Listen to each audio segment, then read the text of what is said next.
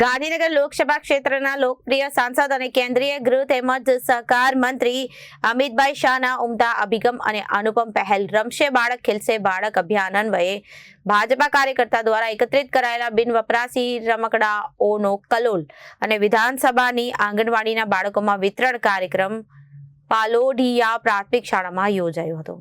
ગાંધીનગરના લોકસભા ક્ષેત્રના લોકપ્રિય સાંસદ અને કેન્દ્રીય ગૃહ તેમજ સહકાર મંત્રી અમિતભાઈ શાહના ઉમદા અભિગમ અને અનુપમ પહેલ રમશે બાળક ખીલશે બાળક અભિયાન અન્વયે ભાજપા કાર્યકર્તા દ્વારા એકત્રિત કરાયેલા બિનવપરાશી રમકડાઓનો કલોલ વિધાનસભાની આંગણવાડીના બાળકોમાં વિતરણ કાર્યક્રમ યોજાયો હતો।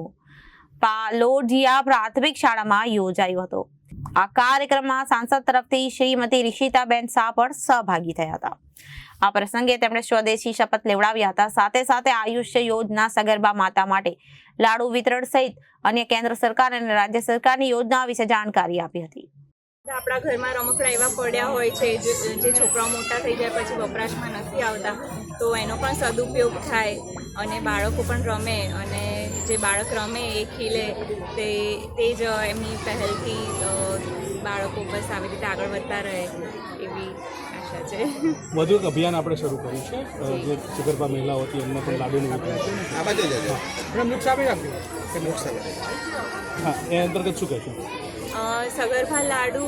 સગર્ભા બહેનોને લાડુ વિતરણ માટે સાંસદશ્રીનો એ જ ખ્યાલ હતો કે આવનારું બાળક કુપોષિત ન રહે તેમજ બહેનોના આરોગ્યને પણ આડઅસર ન થાય, તો તેના માટે આ લાડુ વિતરણનો કાર્યક્રમ તેમને શરૂ કરાવડાયો છે કે જેના અંતર્ગત આપણે સૌ જાણીએ છીએ તેમ ગર્ભાવસ્થા એ દરેક સ્ત્રીના જીવનમાં ખૂબ જ આશાથી ભરેલો સમય હોય છે।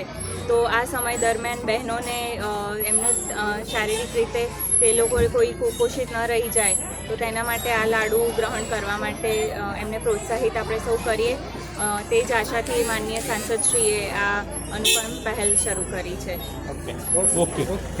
Bureau report, Janadesh news.